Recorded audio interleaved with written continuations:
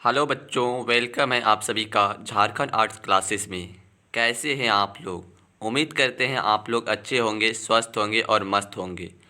आज की इस वीडियो में शुरू करने वाले हैं 12th क्लास के पॉलिटिकल साइंस, जो कि पहला चैप्टर है शीतयुद्ध का दौर। आप सबको बता दें कि पॉलिटिकल साइंस का टोटल 2 बुक होता है, जो कि पहले बुक का नाम है समकालीन विश्व में राजनीति और दूसरा बुक है उसका नाम है स्वतंत्र भारत में राजनीति। ठीक है। और समकालीन विश्व में राजनीति में हम लोग पूरे दुनिया लेवल पर जो भी चीज़ होते हैं, यानी कि विश्व लेवल में जो भी घटनाएं हुई हैं, हम उनके उन सब के बारे में इस बुक में पढ़ते हैं। और जो स्वतंत्र भारत में राजनीति है, वहाँ पर हम लोग भारत के बारे में पढ़ते हैं। यानी कि जब देश आज़ाद हुआ, राष्ट्र निर्माण से लेकर अभी तक जो चल रही हैं, इसके बीच में जो भी घटनाएं घटी है, हम उन सब के बारे में इस बुक में पढ़ते हैं। तो प्यारे बच्चों, आप मोटा मोटी इतना समझ लीजिए कि समकालीन विश्व में राजनीति जो बुक है, इसमें हम वर्ल्ड लेवल के बारे में पढ़ते हैं, और जो स्वतंत्र भारत में राजनीति है, इसमें हम देश लेवल के बारे में पढ़ते हैं। तो चलिए प्यारे बच्चों, बिना टाइम वेस्ट किए डायरेक्ट हम क्लास को शुरू करते हैं। इस क्लास को शुरू करने से पहले हम जान लेते हैं कि राजनीतिक शास्त्र आखिर होता क्या है, तभी ना शुरू करेंगे। राजनीतिक शास्त्र पढ़ रहे हैं तो इतना तो पता होना चाहिए कि राजनीतिक शास्त्र कहते किसको हैं। तो आइए देख लेते हैं राजनीतिक शास्त्र होता क्या है। राजनीतिक शास्त्र क्या बोला है? राजनीतिक शास्त्र राज प्लस नीति शब्द से मिलकर बनाए क्या? राजनीतिक शास्त्र। जिसका मतलब राज का मतलब होता है शासन, और नीति का मतलब उचित होता है। क्या आता है? उचित समय और उचित स्थान पर उचित कार्य करने की कला। क्या होता है? नीति का मतलब उचित समय और उचित स्थान पर उचित कार्य करने की कला को राज प्लस नीति कहते हैं। आगे देखते हैं आगे क्या बोल रहा है। वह विज्ञान जो मानव के एक राजनीतिक और सामाजिक प्राणी होने के नाते उसे संबंधित राज्य और सरकार दोनों संस्थाओं का अध्ययन करता है। आगे देखते हैं आगे क्या बोल रहा है। यह एक ऐसी विषय होता है जो हम सभी को एक अच्छी नागरिकता का अध्ययन करता है तथा मौलिक अधिकार एवं मौलिक कर्तव्यों का ज्ञान कराता है। अपना मौलिक कर्तव्य और मौलिक कर्तव्यों का ज्ञान कराता है कौन? नागरिक शास्त्र। नागरिक शास्त्र का पिता अरस्तु को कहा जाता है। यह यूनान का रहने वाला था। तो प्यारे बच्चों, ये था नागरिक शास्त्र। आप नागरिक शास्त्र क्या होता है, तो ये था आपका नागरिक शास्त्र का डिफिनेशन। आप इसको समझ लीजिएगा। प्यारे बच्चों, नागरिक शास्त्र ये क्वेश्चन जरूर पूछता है कि आप इसको नोट कर लीजिएगा। हम बोल रहे हैं कि ये पूछता है नागरिक शास्त्र का पिता अरस्तु को कहते हैं। ये आप नोट कर लीजिए। नागरिक शास्त्र का पिता किसको कहते हैं? ये अरस्तु को कहते हैं। और ये कहाँ का रहने वाला था? तो ये यूनान का रहने वाला था। कहाँ का रहने वाला था? यूनान का रहने वाला था। आप इसको नोट कर लीजिए, क्योंकि ये एग्ज़ाम में अक्सर पूछते हैं, नागरिक शास्त्र का पिता। आइए आगे देखते हैं। इस चैप्टर का फर्स्ट नंबर टॉपिक क्या है? शीतयुद्ध क्या है? फर्स्ट टॉपिक यही है इस चैप्टर का। इस शीतयुद्ध क्या है? इसको द कोल्ड वॉर भी कहते हैं। क्या कहते हैं? द कोल्ड वॉर भी कहते हैं इस शीतयुद्ध को। आगे देखते हैं। द्वितीय विश्व युद्ध के बाद के काल में संयुक्त राज्य अमेरिका और सोवियत संघ रूस के बीच उत्पन्न तनाव की स्थिति को शीतयुद्ध के नाम से जाना जाता है। किसके किसके बीच उत्पन्न तनाव की स्थिति को शीतयुद्ध से नाम से जाना जाता है? सोवियत संघ यानी सोवियत संघ को रूस के बीच उत्पन्न तनाव की स्थिति को शीतयुद्ध के नाम से जाना जाता है। अमेरिका और सोवियत संघ के बीच उठा तनाव। आगे देखते हैं आगे क्या बोल रहा है। दूसरे शब्दों में युद्ध होने की पूरी संभावना हो, लेकिन फिर भी कोई युद्ध ना हो, यही शीतयुद्ध कहलाता है। यह दूसरे शब्दों में आसान भाषा में समझने के लिए लिख दिया है हमने कि दूसरे शब्दों में युद्ध की पूरी संभावना हो, लेकिन फिर भी कोई युद्ध ना हो, यही शीतयुद्ध कहलाता है। शीतयुद्ध का दौर कब से कब तक चला था, ये देख लेते हैं। शीतयुद्ध के दौरान अनेक संकट सामने आए, खूनी लड़ाई भी हुई, लेकिन इन संकटों और लड़ाइयों से तीसरा विश्व युद्ध नहीं हुआ। क्या हुआ? अनेकों खूनी लड़ाई हुआ, लेकिन इन संकटों और लड़ाइयों से तीसरा विश्व युद्ध नहीं हुआ। दोनों महाशक्तियाँ कोरिया, बर्लिन, कांगो और कई अन्य जगहों पर सीधे सीधे मुठभेड़ की स्थिति में आ चुकी थी। क्या आ चुकी थी? मुठभेड़ की स्थिति में आ चुकी थी। कोरिया, वियना और अफगानिस्तान जैसे कुछ क्षेत्रों में व्यापक जनहानि हुई, क्योंकि महाशक्तियों के सहयोग राष्ट्र युद्ध में संलग्न थे। लेकिन विश्व परमाणु युद्ध में बच गया। क्या बच गया? पूरा विश्व परमाणु युद्ध में से बच गया। आगे जाकर दोनों महाशक्तियों ने युद्ध की भयंकर परिणाम के डर से आपस में समझौता कर लिया। दोनों ही देश आपस में समझौता कर लिया। तो ये था आपका शीत युद्ध के दौर का डिफिनेशन। आप इसको समझ लीजिएगा, दोबारा देख लीजिएगा। आगे देखते हैं आसान शब्दों में इसको समझने के लिए फिर से लिख दिए हैं इसको आसान शब्दों में समझने के लिए। शीत युद्ध का अर्थ होता है जब दो देश, क्या बोल रहा है कि शीत युद्ध का अर्थ होता है जब दो या दो से अधिक देश के बीच एक ऐसी स्थिति बन जाए जिसे लगे कि युद्ध होकर रहेगा, परंतु वास्तव में कोई युद्ध ना हो। इससे युद्ध की पूरी संभावना रहती है। युद्ध की आशंका, डर, तनाव, संघर्ष जारी रहता है, लेकिन युद्ध नहीं होता है। इसे ही शीत युद्ध कहते हैं। क्या कहते हैं? इसे ही शीत युद्ध कहते हैं। आगे देखते हैं आगे क्या बोल रहे हैं। शीत युद्ध, द्वितीय विश्व युद्ध 1945 के बाद शुरू हुआ था। ये आप नोट कर लीजिएगा कि शीत युद्ध, द्वितीय विश्व युद्ध 1945 के बाद शुरू हुआ था। ये एग्जाम में क्वेश्चन पूछता है कि शीत युद्ध कब शुरू हुआ था। तो ये 1945 के बाद द्वितीय विश्व युद्ध शुरू हुआ था। ये अमेरिका और सोवियत संघ के बीच चला था। ये भी आप नोट कर लीजिएगा कि द्वितीय विश्व युद्ध किसके किसके बीच चला था। तो अमेरिका और सोवियत संघ के बीच चला था द्वितीय विश्व युद्ध, शीत युद्ध। और शीत युद्ध 1945 से लेकर 1991 के बीच चला था। कब शुरू हुआ था? 1945 में। अंत कब हुआ था? 1991 में अंत हुआ था शीत युद्ध। ये तीनों पॉइंट आप नोट कर लीजिएगा क्योंकि ये ऑब्जेक्टिव में आपके एग्जाम में अक्सर पूछते हैं। आगे देखते हैं अगला टॉपिक क्या बोल रहा है। अगला टॉपिक बोल रहा है द्वितीय विश्व युद्ध 1939 से लेकर 1945 के बारे में पढ़ते हैं। ऐसा माना जाता है कि द्वितीय विश्व युद्ध की पृष्ठभूमि पहले विश्व युद्ध के साथ ही बनने लगी थी। क्या बोल रहा है कि ऐसा माना जाता है कि द्वितीय विश्व युद्ध की पृष्ठभूमि पहले विश्व युद्ध के साथ ही बनने लगी थी। पहले विश्व युद्ध में जर्मनी को हराने के बाद वर्साय की संधि पर हस्ताक्षर करने के साथ ही बहुत भारी नुकसान भुगतना पड़ा। क्या बोल रहा है कि जर्मनी को हराने के बाद वर्साय की संधि पर हस्ताक्षर करने के साथ ही बहुत भारी नुकसान भुगतना पड़ा। इसे एक बड़े भूभाग को खोना पड़ा एवं सोना को सीमित कर दिया गया। इसको सेना को सीमित कर दिया गया। तो ये था। और ये देख लीजिए क्या बोल रहा है कि 28 जुलाई 1914 से 11 नवंबर 1918 तक प्रथम विश्व युद्ध चला था। ये नोट कर लीजिएगा। जितना बोल रहे हैं हम नोट डाउन करने, वो सारे पॉइंट को आप नोट डाउन करते हुए चलिएगा, क्योंकि ये हम जो बता रहे हैं ये मोस्ट VBI इम्पॉर्टेंट है। ये सब एग्ज़ाम में अक्सर पूछता है। आप सारा नोट डाउन करते हुए चलिएगा। आप ये नोट डाउन कर लीजिए कि 28 जुलाई 1914 से 11 नवंबर 1918 तक प्रथम विश्व युद्ध चला था। कब से कब तक? 28 जुलाई 1914 से 1918 तक चला था। आगे देख लीजिए द्वितीय विश्व युद्ध। द्वितीय विश्व युद्ध सितंबर 1939 से 1945 तक लड़ा गया। कब से कब तक? 1939 से 1945 तक लड़ा गया। ये भी आप पॉइंट आप नोट डाउन कर लीजिए। 1945 से लेकर 1939 से 45 तक लड़ा गया। 6 वर्ष तक चलने वाले इस युद्ध में अरबों की संपत्ति का नुकसान हुआ। कितने वर्षों तक चलने वाले युद्ध?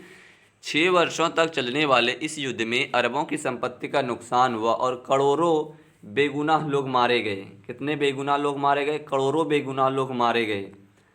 आगे देखिए, इस युद्ध में करीब 70 देश ने भाग लिया। कितने देश ने भाग लिया था इस युद्ध में? 70 देश ने भाग लिया था एवं संपूर्ण विश्व दो भागों में बट गए। संपूर्ण विश्व जो है, विश्व के देश दो भागों में बट गया, जिसे मित्र राष्ट्र और धुरी राष्ट्र के नाम से पुकारे जाने लगा। किस क्या क्या नाम से पुकारे जाने लगा? तो पूरी दुनिया के देशों को मित्र राष्ट्र और धुरी राष्ट्र के नाम से। मित्र राष्ट्र में कौन कौन सा देश आया था? अमेरिका था, बड़े देश, बड़ा बड़ा देश था। कौन सा था देश? मित्र राष्ट्र में था अमेरिका था, सोवियत संघ था, ब्रिटेन और फ्रांस था मित्र राष्ट्र में। ये आप नोट डाउन कर लीजिए। पूछता है कि मित्र राष्ट्र में कौन कौन सा देश था, तो अमेरिका, सोवियत संघ और ब्रिटेन, फ्रांस था। ये मित्र राष्ट्र के पक्ष में।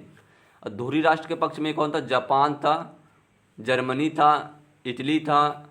ये किसमें था? धुरी राष्ट्र के पक्ष में था। ये आप नोट डाउन कर लीजिएगा। और ये भी नोट कर लीजिए कि द्वितीय विश्व युद्ध की समाप्ति अमेरिका द्वारा जापान के दो शहरों हिरोशिमा और नागासाकी पर परमाणु बम गिराने के साथ ही हुआ था। कब हुआ था द्वितीय विश्व युद्ध की समाप्ति?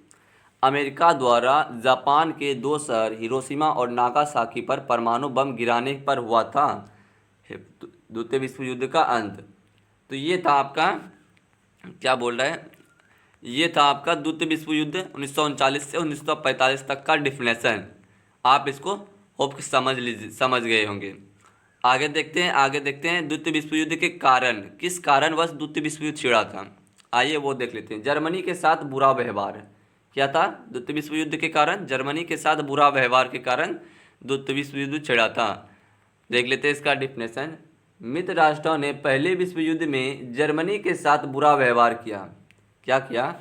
मित्र राष्ट्रों ने पहले विश्व युद्ध में जर्मनी के साथ बुरा व्यवहार किया, जिस वजह से जर्मनी बदला लेने के लिए आतुर था।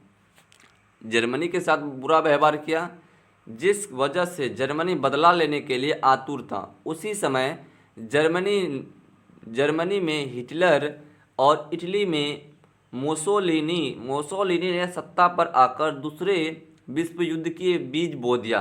किसने बीज बोया था? नोट डाउन कर लीजिएगा।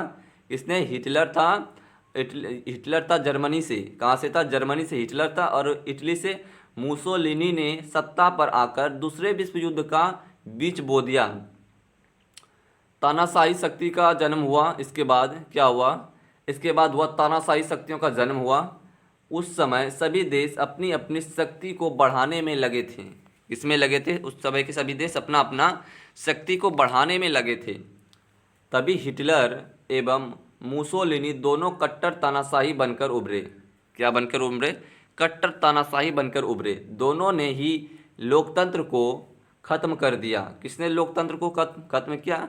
मुसोलिनी और हिटलर ने मिलकर तानाशाही बनकर उभरे। दोनों ही ने लोकतंत्र को खत्म कर दिया और राष्ट्र संघ यानी लीग ऑफ नेशन के सदस्य बनने से इनकार कर दिया। किसका सदस्य बनने का इनकार कर दिया? राष्ट्र संघ, जिसको हम कहते हैं लीग ऑफ नेशन कहते हैं, उससे सदस्य बनने से इनकार कर दिया। किसने किया था ये? हिटलर और मुसोलिनी ने सदस्य बनने से इनकार कर दिया। तो ये था आपका द्वितीय विश्व युद्ध के कारण। आप इसको समझ गए होंगे। आगे देखते हैं विश्व मंदी का असर। ये छोटा सा डिफिनेशन है, आप इसको देख लीजिए।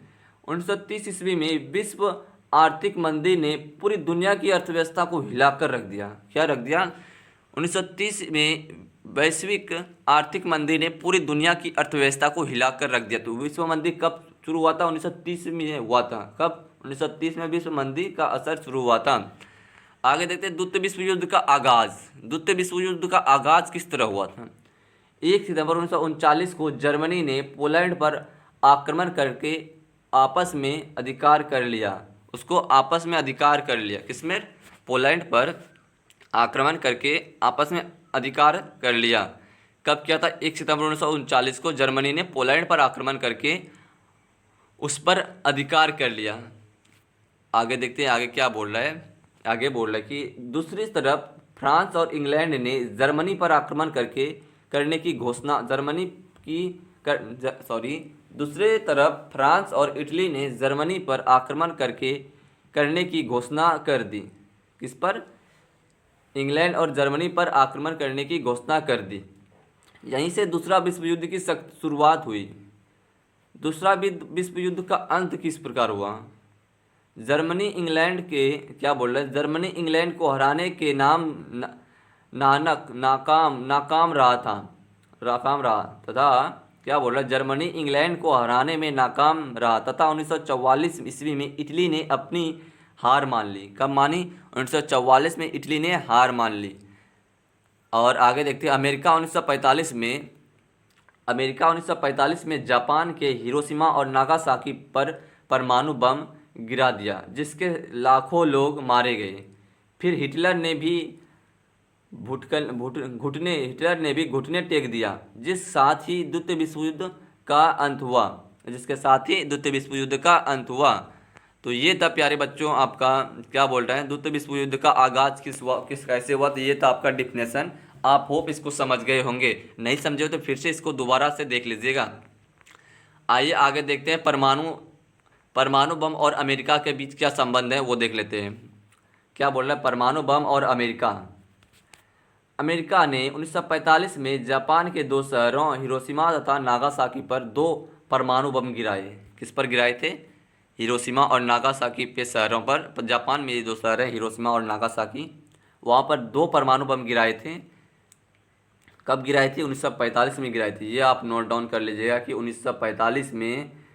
ये जितना नंबर वाला सारा क्वेश्चन बोल रहे हैं, जितना नंबर वाला है सारे एग्जाम में अक्सर पूछते हैं, आप नंबर वाला एक भी क्वेश्चन नहीं छोड़िएगा, ठीक है।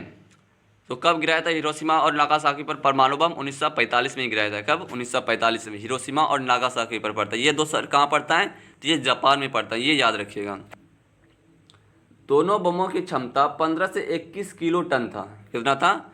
15 से 21 किलो टन था, थी। और नाम लिटिल बॉय तथा फैट मैन था। बमों का क्या नाम था?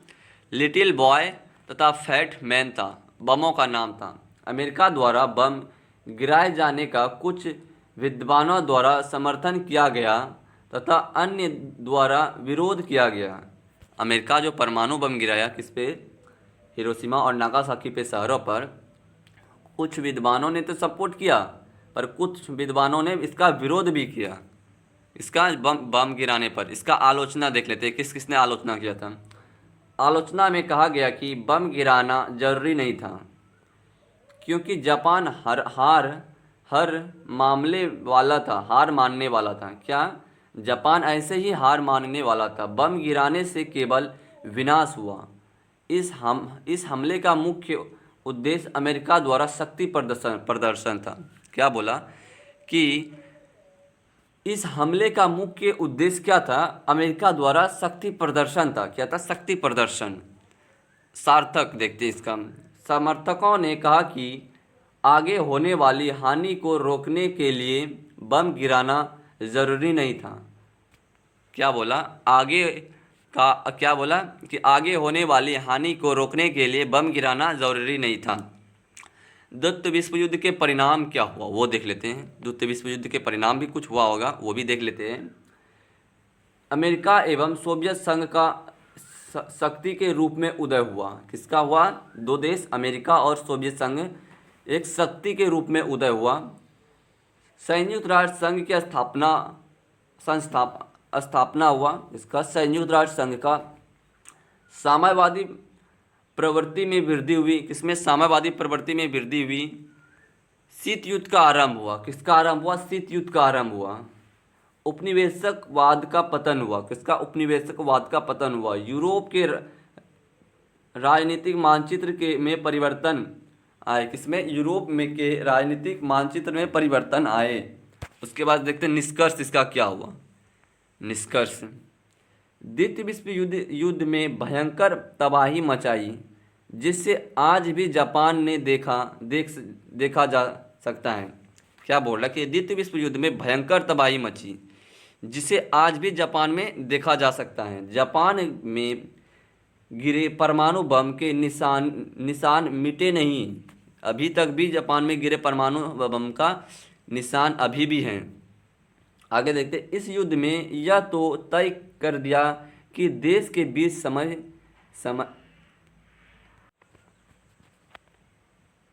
क्या बोल रहा है कि द्वितीय विश्व युद्ध ने यह तो तय कर दिया कि देशों के बीच समय समय पर बातचीत होना जरूरी है। द्वितीय विश्व युद्ध के बाद यह तय हो गया कि देशों के बीच बातचीत होना ये जरूरी होना चाहिए। इस युद्ध में कई सारे नए आविष्कार भी हुए, जैसे कि जेट इंजन का आविष्कार हुआ, और ये क्या है, और रडार आदि का आविष्कार हुआ। किसका? जेट इंजन, रडार, बहुत ऐसे बहुत चीज़ का आविष्कार हुआ। इसकी सबसे बड़ी उपलब्धि है संयुक्त राष्ट्र संघ की स्थापना। क्या है इसकी सबसे बड़ी उपलब्धि? संयुक्त राष्ट्र संघ की स्थापना, जो आज भी कार्य कर रहा है। क्या कर रहा है? आज भी कार्य कर रहा है। तो ये था आपका क्या बोला, निष्कर्ष देख लिए, द्वितीय विश्व युद्ध का परिणाम भी देख लिए, सार्थक भी देख लिए, आलोचना भी देख लिए, और ये परमाणु बम और अमेरिका के बीच जो संबंध था वो भी देख लिए। तो ये था आपका परमाणु बम और अमेरिका के बीच का संबंध। तो आगे देखते हैं शीत युद्ध 1945 से लेकर 1991 तक शीत युद्ध के बारे में देख लेते हैं। जैसे कि आप ऊपर पढ़ा कि द्वितीय विश्व युद्ध के समाप्ति के बाद दोनों महाशक्तियों अमेरिका और सोवियत संघ का उदय हुआ, और यहीं से शीत युद्ध की शुरुआत हुई। तो प्यारे बच्चों, शीत युद्ध का हम लोग बढ़िया से डिफिनेशन ऊपर में देख लिए कि शीत युद्ध के क्या होता है, नहीं होता है। आप ऊपर पढ़ चुके हैं शीत युद्ध के बारे में। अगर नहीं पढ़े तो वीडियो को फिर से देख लीजिएगा कि ऊपर में ही हम शीत युद्ध के बारे में पढ़ा दिए। वीडियो लंबा ना हो इसीलिए यहाँ पे रिपीट हो जाता था, इसीलिए हम पहले ही उसको बढ़िया से समझा दिए। तो देख लेते हैं शीत युद्ध से आगे क्या बोल रहा था कि विचारधारा, अमेरिका कौन सा विचारधारा अपनाया था और सोवियत संघ कौन सा विचारधारा आपको अपनाया था। देख लेते हैं अमेरिका कौन सा विचारधारा अपनाया? अमेरिका पूंजीवादी विचारधारा को अपनाया। किसका? पूंजीवादी विचारधारा। पूंजीवादी के अंतर्गत एक देश की सभी उत्पादन संबंधित, क्या बोल रहा है, पूंजीवादी के अंतर्गत एक देश की सभी उत्पादन संबंधित फैसले लेने का अधिकार सामान्य जनता के साथ में होता है। किसमें होता है? सामान्य जनता के साथ में होता है। दूसरे शब्द में देश में नीति क्षेत्र पूरी तरह से स्वतंत्र होते हैं। क्या होते हैं? दूसरे शब्द में देश के निजी क्षेत्र पूरी तरह स्वतंत्र होते हैं। उदारवाद देख लेते हैं। अब पूंजीवादी देख लिए, अब उदारवाद देख लेते हैं। इस विचारधारा के अंतर्गत देशों में अधिक से अधिक स्वतंत्रता प्रदान करने के प्रयास किए जाते हैं। क्या? अधिक से अधिक स्वतंत्रता प्रदान करने के प्रयास किए जाते हैं उदारवाद में। आगे देख लेते हैं। आगे लोकतांत्रिक व्यवसाय में सामान्य जनता द्वारा अपने शासकों का चुनाव स्वयं किया जाता है। किसमें? लोकतंत्र में। व्यवस्था में सामान्य जनता द्वारा अपने शासकों का चुनाव स्वयं किया जाता है। और देखते हैं सोवियत संघ के बारे में देखते हैं। समाजवाद, क्या बोल रहे हैं? सोवियत संघ ने कौन सी विचारधारा अपनाया था? समाजवाद विचारधारा अपनाया था। ये भी आपको क्वेश्चन पूछ सकता है कि एग्जाम में कि अमेरिका कौन सा विचारधारा अपनाया था? तो अमेरिका पूंजीवादी विचारधारा को अपनाया था। कौन सा? पूंजीवादी। और ये सोवियत संघ कौन सी विचारधारा अपनाया था? तो सोवियत संघ समाजवादी विचारधारा अपनाया था। इस विचारधारा में एक देश के सभी उत्पादन संबंधित फैसले लेने का अधिकार मुख्य रूप से सरकार के हाथ में होता है। किसमें होता है? सरकार के हाथ में होता है। किसमें? समाजवाद में। इस व्यवस्था में एक देश के सभी उत्पादन संबंधित फैसले लेने का अधिकार मुख्य रूप से सरकार के हाथ में होता है। किसमें होता है? सरकार के हाथ में होता है। आगे देखते हैं समाजवाद। साम्यवाद व्यवस्था समानता पर आधारित होते हैं। किस पर होता है? साम्यवादी व्यवस्था समानता पर आधारित होते हैं। यह सभी लोगों को समान अधिकार प्रदान किए जाते हैं। क्या बोल रहा है? फिर से देखते हैं एक बार। साम्यवाद, क्या बोल रहा है? साम्यवादी व्यवस्था समानता पर आधारित होती है।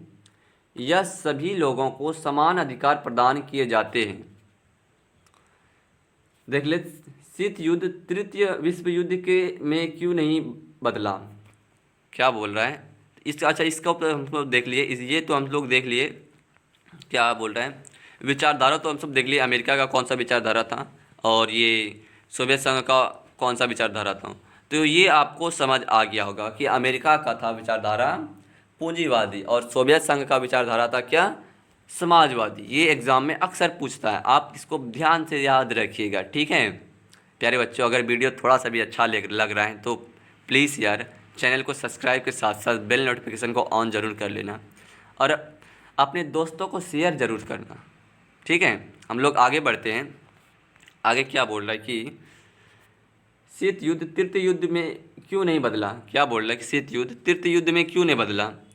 देख लेते हैं इसका अवरोध क्या था तृतीय युद्ध में नहीं बदलने का। अवरोध का तर्क वह स्थिति है जिसमें दोनों देश आपस में युद्ध करने का खतरा नहीं लेते। क्या बोल रहा है अवरोध का तर्क वह स्थिति है जिसमें दोनों देश आपस में युद्ध करने का खतरा नहीं लेते, क्योंकि दोनों देश बहुत शक्तिशाली होते हैं। दोनों देश जो हैं अमेरिका और सोवियत संघ बहुत ही शक्तिशाली होते हैं और युद्ध के बाद होने वाली हानि को उठाना नहीं चाहते हैं। क्या बोल रहे हैं, दोनों देश होने वाली हानि को उठाना नहीं चाहते हैं।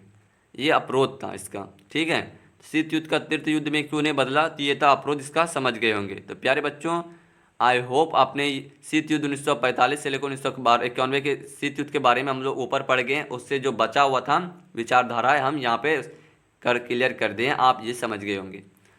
आगे देख लेते हैं अब दो ध्रुवीय विश्व की शुरुआत। क्या बोला है, दो ध्रुवीय विश्व की शुरुआत वह स्थिति जब विश्व में शक्ति के दो केंद्र हो।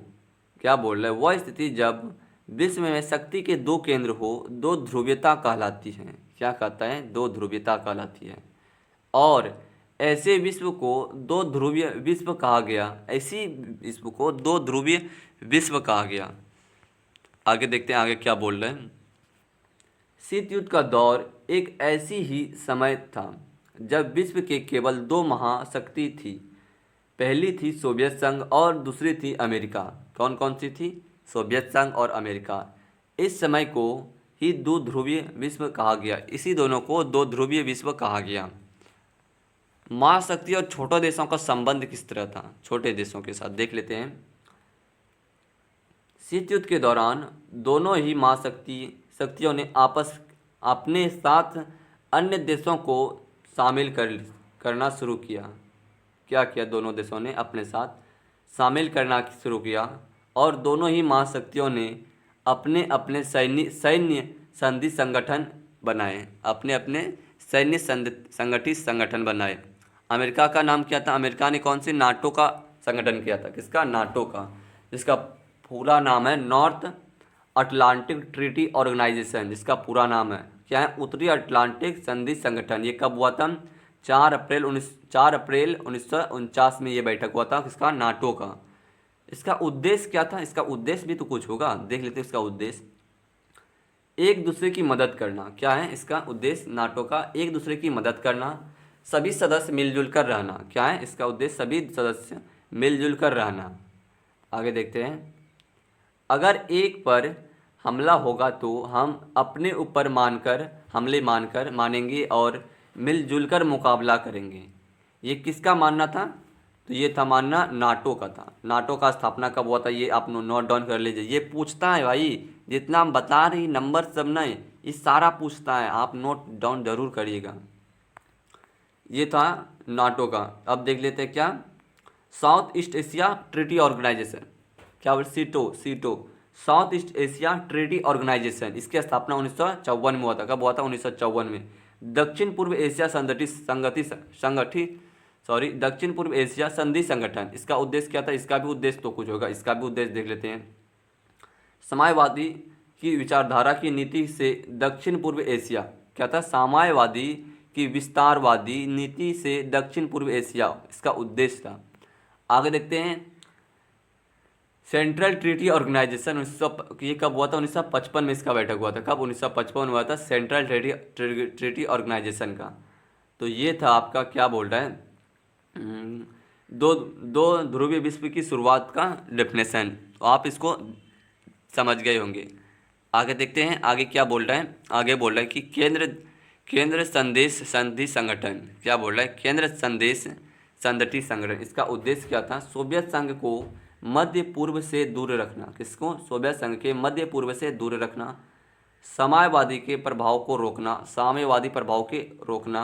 वर्षा संधि 1955 में हुआ था। वर्षा संधि 1955 में हुआ था। इसका उद्देश्य क्या था? इसका उद्देश्य नाटो में शामिल देशों को मुकाबला कराना था। इसमें इसका उद्देश्य था नाटो में शामिल देशों से मुकाबला करना था। वर्षा संधि कब हुई थी? 1955 में हुई थी। ये आप नोट डाउन कर लीजिए, वर्षा संधि 1955 में हुई थी।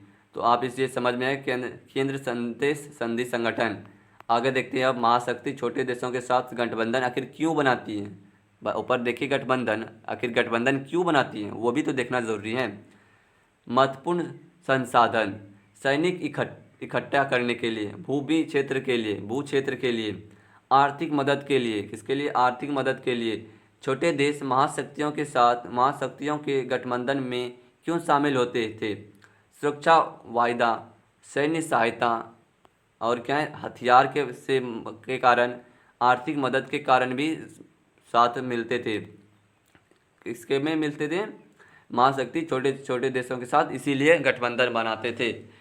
आगे देखते हैं आगे क्या बोल रहा है। शीत युद्ध के दायरे, क्या बोल रहा है? शीत युद्ध का दायरे। शीत युद्ध के दायरे में हमारे अभिप्राय उन स्थितियों से हैं जिसमें ऐसा लगा कि दोनों महाशक्तियों के बीच युद्ध हो जाएगा, पर युद्ध नहीं होता है। इसे ही शीत युद्ध कहते हैं। ये तो ऊपर समझाए हैं, फिर भी रिपीट कर दे रहे हैं। देखते हैं क्यूबा मिसाइल संकट 1962 में। कब हुआ था क्यूबा मिसाइल संकट? 1962 में हुआ है। आप नोट डाउन कर लीजिए, क्यूबा मिसाइल संकट कब हुआ था? 1962 में हुआ है। क्यूबा अमेरिका के किनारे बसा एक समाजवादी देश था। क्या था? क्यूबा अमेरिका के किनारे बसा हुआ एक समाजवादी देश था। सबसे बड़ी समस्या यह थी कि यहाँ पर समाजवादी सरकार थी, पर यह अमेरिका के किनारे पर बसा हुआ था। क्या था? क्यूबा एक समाजवादी देश था, परंतु वो कहाँ बसा हुआ था? तो वो बसा हुआ था अमेरिका के एक किनारे बसा हुआ था। इसी वजह से सोवियत संघ को यह डर सताने लगा कि अमेरिका क्यूबा की समाजवादी सरकार को गिराकर वहाँ अपनी मनपसंदी सरकार की स्थापना ना कर दे। क्या बोल रहा है कि इसी वजह से सोवियत संघ को यह डर सताने लगा कि अमेरिका क्यूबा की समाजवादी सरकार गिराकर वहाँ अपनी मनपसंद सरकार की स्थापना ना कर दे। किस पर? क्यूबा पर। इसलिए सोवियत संघ ने क्यूबा पर मिसाइलें तैनात करने का फैसला किया। किस पर? क्यूबा पर मिसाइल तैनात करने का फैसला किया। क्यूबा पर मिसाइलें तैनात किए जाने से अब अमेरिका सोवियत संघ के करीबी निशाने में आ गया। कब? कौन आ गया? अमेरिका सोवियत संघ के करीबी निशाने में आ गया।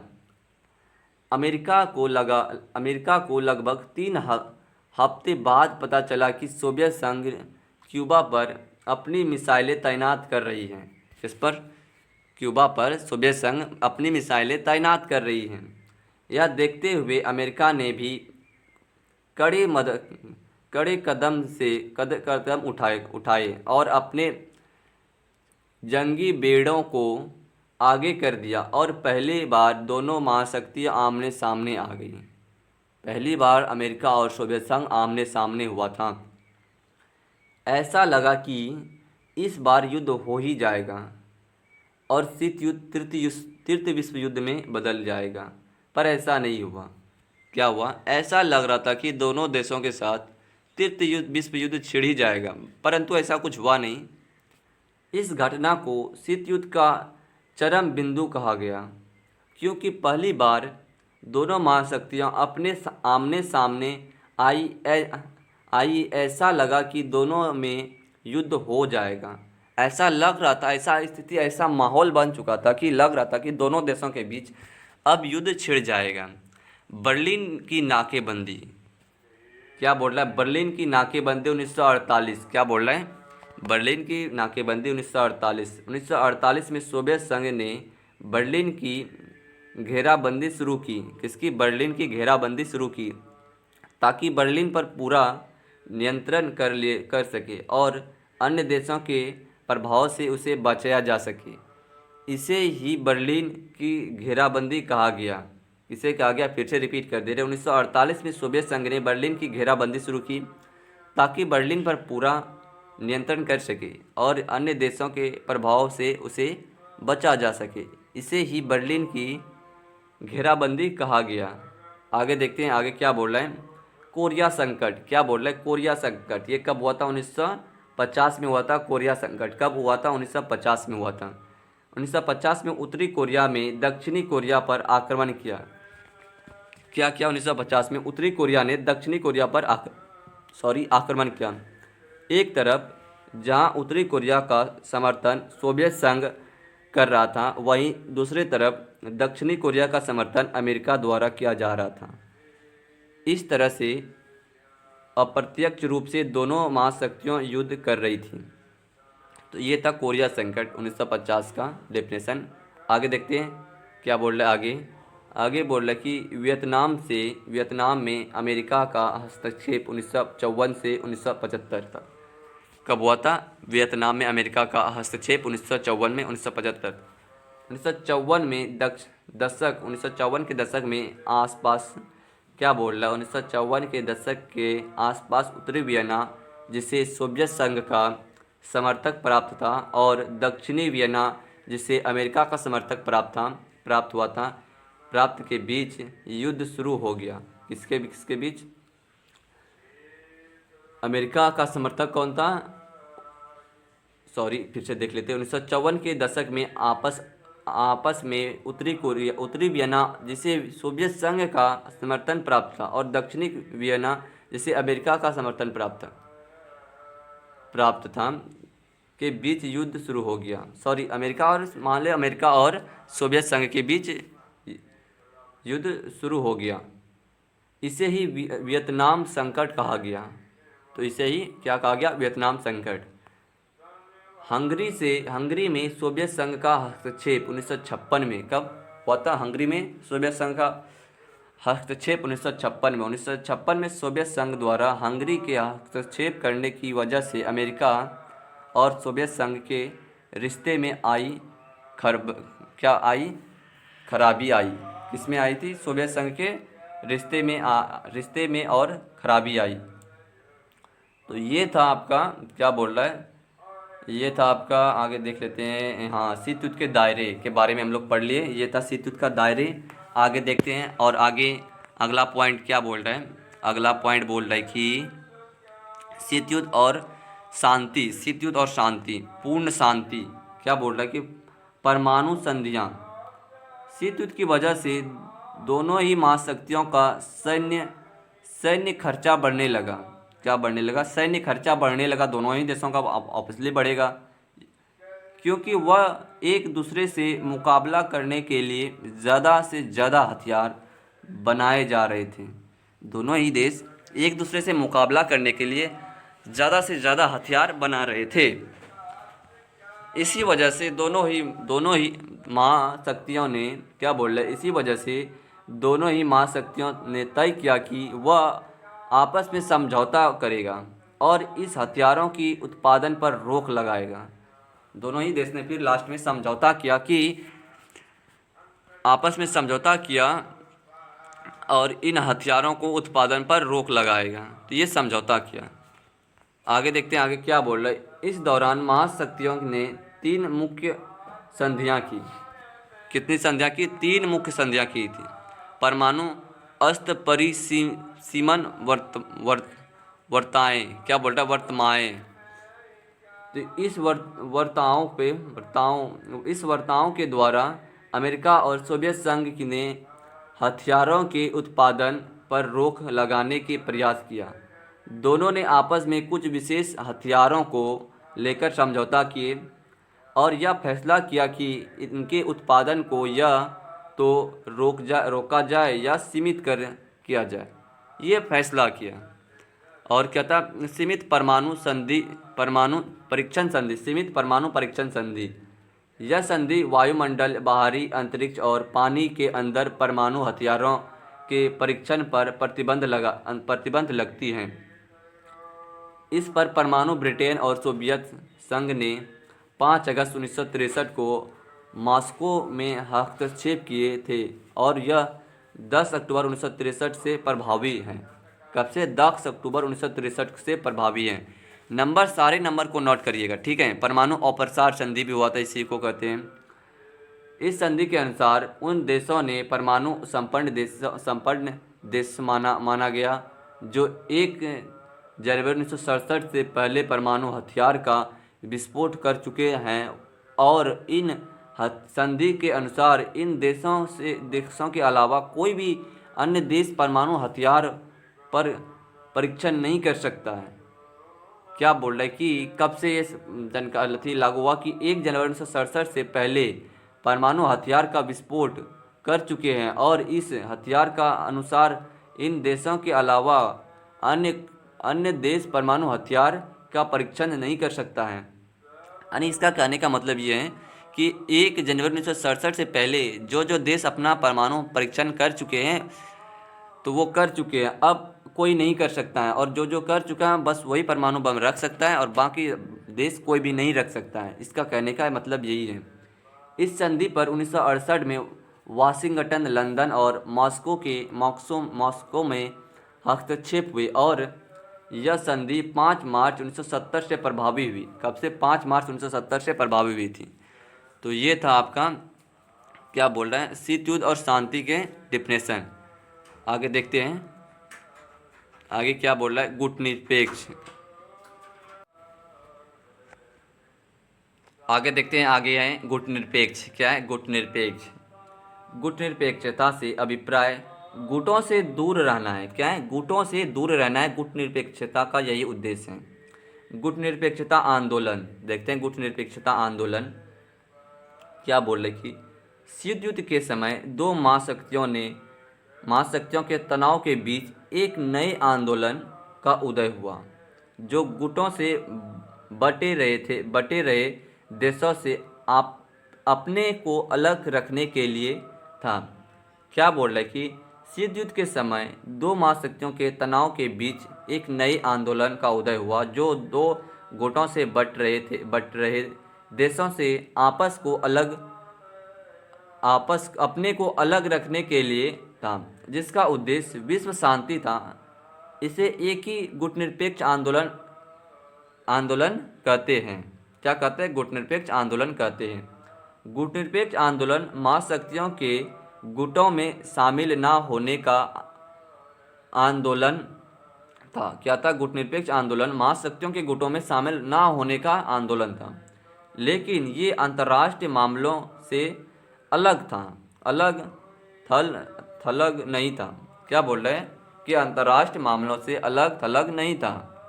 आगे देखते हैं, इसका स्थापना कब हुआ था गुटनिरपेक्ष का? ये नंबर याद रखिएगा। 1955 में हुआ था गुटनिरपेक्ष का स्थापना।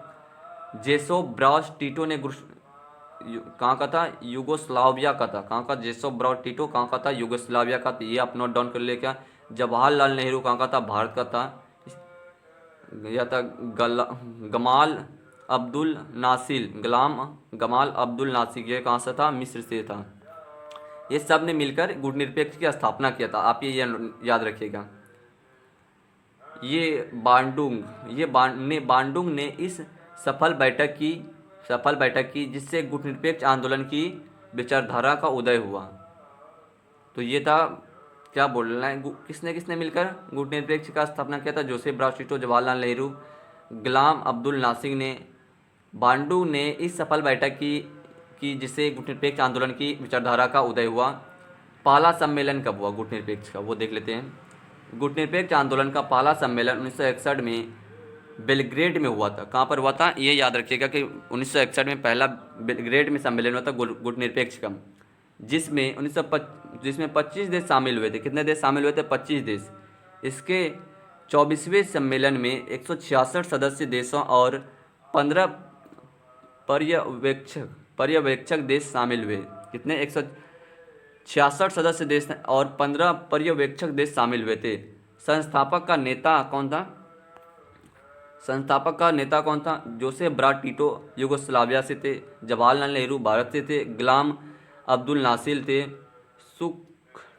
सुकनोर इंडोनेशिया से थे। कहाँ से थे? सुकनोर इंडोनेशिया से थे।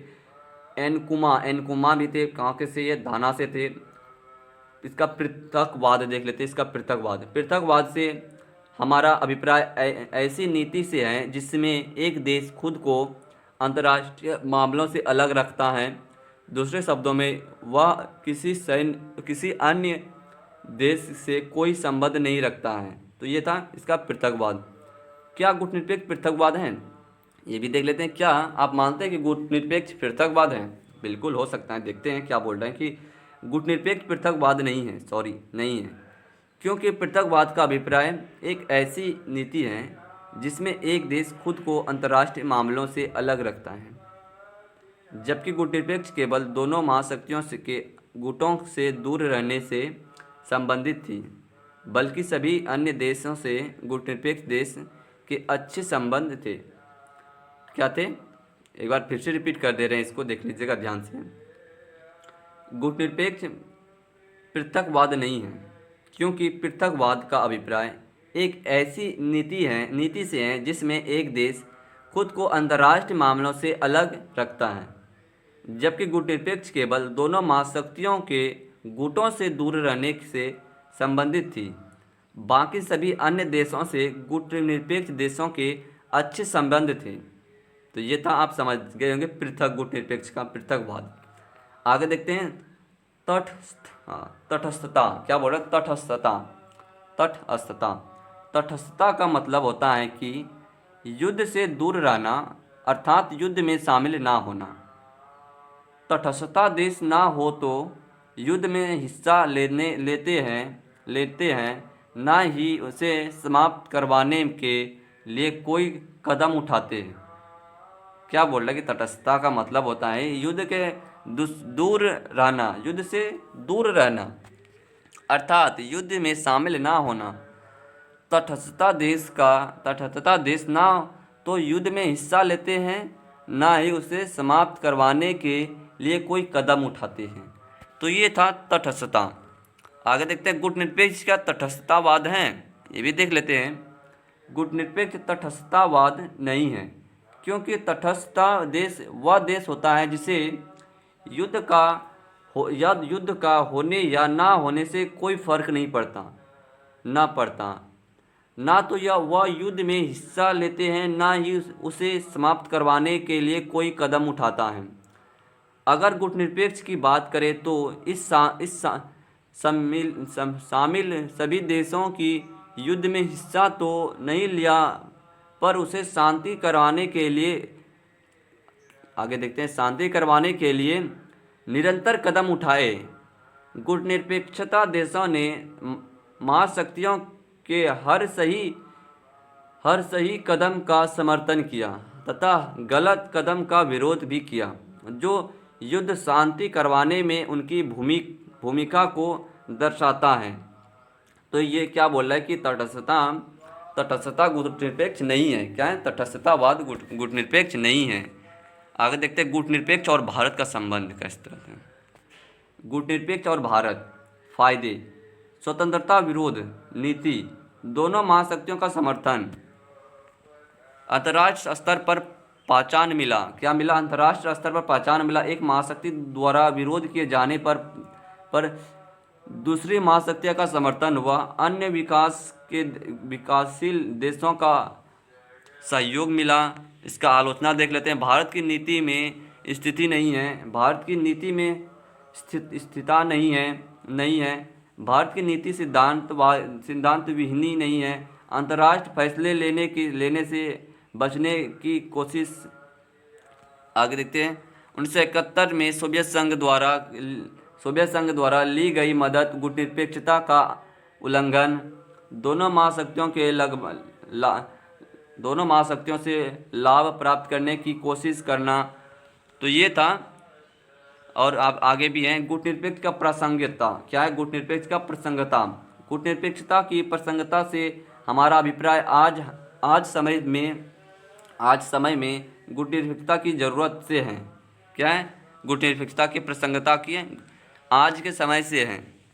आगे देखते हैं। बहुत से विद्वानों ने कहा यह मानना है कि वर्तमान में गुटनिरपेक्षता का कोई ज़रूरत नहीं है, क्योंकि गुटनिरपेक्षता का जन्म शीत युद्ध के कारण हुआ था, और जब शीत युद्ध खत्म हो चुका है, इसलिए अब गुटनिरपेक्षता का अप्रासंगिक है। क्या है, अप्रासंगिक हैं। आगे देखते हैं, पर वह देश जो गुटनिरपेक्षता में शामिल हैं उन्हें उनके इस बारे में अलग विचार हैं। क्या है, अलग हैं। जो गुटनिरपेक्षता में शामिल हैं, जो देश, उनका विचार इन सबसे अलग हैं। गुटनिरपेक्षता की आज समय में उपयोग शांति को बढ़ावा देने में है उपयोग, विकास को बढ़ावा देने में इसका उपयोग, विकास को बढ़ावा देने में, अंतर्राष्ट्रीय समस्याओं के लिए जागरूकता पैदा करना के लिए, छोटे देशों की स्वतंत्रता की रक्षा के लिए है, रक्षा करना है, पर्यावरण और आतंकवाद जैसी समस्याओं का मुकाबला करने के लिए है। तो प्यारे बच्चों, तो ये था आपका, क्या बोल रहा है, एक सेकेंड, आप लोग ये एक सेकेंड देख रहे हैं, कहाँ से पढ़े थे हम लोग। हाँ, गुटनिरपेक्षता। तो गुटनिरपेक्षता का तो ये था डिफिनेशन, आप इसको ध्यानपूर्वक देख लिए होंगे, समझ गए होंगे। आगे हम लोग बढ़ते हैं, इसका फ़ायदे देख लिए, भारत का आलोचना, ये शब्द गुटनिरपेक्षता का प्रासंगिक भी देख लिए। नव अंतर्राष्ट्रीय आर्थिक व्यवस्था के बारे में पढ़ते हैं। क्या बोल रहा है कि नव अंतर्राष्ट्रीय आर्थिक व्यवस्था के बारे में देखते हैं। शीत युद्ध के दौरान बनी तीसरा दुनिया, क्या बोल रहा है कि शीत युद्ध के दौरान बनी तीसरी दुनिया यानी गुटनिरपेक्षता में शामिल लगभग सभी वह देश थे जो अभी अभी आज़ाद हुए थे। क्या बोल रहा है कि शीत युद्ध के दौरान बनी तीसरी दुनिया यानी गुटनिरपेक्षता में शामिल लगभग सभी वह देश थे जो अभी अभी आज़ाद हुए थे और गरीब व अल्प विकसित थे। उस समय उनके सामने मौजूदा सबसे बड़ी चुनौती आर्थिक विकास करना था तथा देशों को गरीब के जगह से बाहर निकालना था, देशों को गरीबी से बाहर निकालना था। इसी कारणवश तीसरी दुनिया के देशों ने अंतर्राष्ट्रीय स्तर पर आवाज़ उठाई और मांग की कि उन्हें विकास करने के समान अवसर मिलना चाहिए। इस मांग को देखते हुए 1972 में संयुक्त राष्ट्र संघ के व्यापक और विकास से संबंधित सम्मेलन का अंकटाड में टूवर्ड्स अ न्यू ट्रेड, क्या बोल रहा है, अंकटाड में towards a new trade policy और डेवल्ड पेमेंट के नाम से एक रिपोर्ट पेश की गई। इस मुख्य रूप से अंतर्राष्ट्रीय व्यापक की प्रणाली से सुधार के प्रस्ताव थे। क्या थे? अंतर्राष्ट्रीय व्यापक की प्रणाली से सुधार के प्रस्ताव थे। अल्प विकसित देशों का अपने संसाधनों पर पूर्ण नियंत्रण था। अल्प विकसित देशों को विकसित देशों के वजह से व्यापार करने का मौका मिला। विकसित देशों से मंगाई जाने वाली प्रौद्योगिकी की कीमत कम हो। क्या बोला? विकसित देशों से मंगाई जाने वाली प्रौद्योगिकी की कीमत कम हो। अल्प विकसित देशों को भी अंतर्राष्ट्रीय संसाधन में विकसित देशों की शामिल हो। क्या बोला? अल्प विकसित देशों में अंतर्राष्ट्रीय संस्था में विकसित देश हो। तो प्यारे बच्चों, इस चैप्टर ख़त्म हो चुका है। इस चैप्टर में हम लोग क्या क्या पढ़े उस सब के बारे में देख लेते हैं। इस चैप्टर में हम लोग पढ़े नव अंतर्राष्ट्रीय आर्थिक व्यवस्था के बारे में पढ़े। उसके बाद पढ़े हैं हम लोग गुटनिरपेक्षता के प्रसंगी के बारे में पढ़े, इसका आलोचना भी पढ़े हैं, गुटनिरपेक्षता का फायदे ये पढ़े हैं, गुटनिरपेक्षता और भारत का संबंध भी पढ़े हैं। क्या गुटनिरपेक्ष तटस्थतावाद हैं ये भी पढ़े हैं, तटस्थतावाद भी पढ़े हैं, क्या होता है तटस्थतावाद। गुटनिरपेक्ष का पृथकवाद भी पढ़े हैं, पृथकवाद भी पढ़े हैं। आगे देखते हैं आगे क्या पढ़े। इसका संस्थापक का नेता कौन था, पहला सम्मेलन। प्यारे बच्चों, इस सब क्या बोल रहे हैं गुटनिरपेक्षता के बारे में तो पढ़े हैं। आगे देखते हैं आगे क्या पढ़े। शीत युद्ध और शांति के बारे में पढ़े, कैसे कैसे क्या हुआ था, और शीत युद्ध के फायदे भी पढ़े हैं। महाशक्ति छोटे छोटे देशों के साथ गठबंधन क्यों बनाती हैं ये भी पढ़े हैं। केंद्र संधि संगठन ये भी पढ़े हैं। प्यारे बच्चों, ये सब आप याद रखिएगा। सेंटो की स्थापना कब हुआ था? 1955 में हुआ था, और सीटो का स्थापना 1954 में हुआ था। और ये क्या बोल रहे हैं कि नाटो का स्थापना 4 अप्रैल 1949 में हुआ था। ये नंबर सब आप याद रखिएगा। अगर आप ट्रिक चाहते हैं कि ट्रिक से कोई सारा नंबर याद रहे, जितना डेट वाला है, तो आप कमेंट में कमेंट कर दीजिएगा कि सर नंबर वाला याद करने के लिए कोई ट्रिक लाइए सर, तो आपके लिए हम कोई ट्रिक भी ले आएंगे। तो ये भी पढ़ लें, सी 1945 से 1991 तक ये भी पढ़ लिए। तो प्यारे बच्चों, इस चैप्टर को ख़त्म करते हैं यहीं पे। अब इस चैप्टर का सेकेंड वीडियो में क्वेश्चन आंसर करेंगे, सब्जेक्टिव क्वेश्चन आंसर, वो भी वन शॉट वीडियो में कर लेंगे। उसके बाद इसका एमसीक्यू क्वेश्चन करेंगे। साथ ही इस चैप्टर से जितना भी इम्पॉर्टेंट क्वेश्चन बनता है उसका भी एक अलग वीडियो लाएंगे, उसके बाद ही आगे बढ़ेंगे। प्यारे बच्चों, अगर वीडियो अच्छा लगा है तो इस चैनल को सब्सक्राइब ज़रूर करिएगा और अपने प्यारे प्यारे दोस्तों को शेयर ज़रूर करिएगा। मिलते हैं इसी तरह के दूसरे वीडियो में, तब तक के लिए जय हिंद, वंदे मातरम।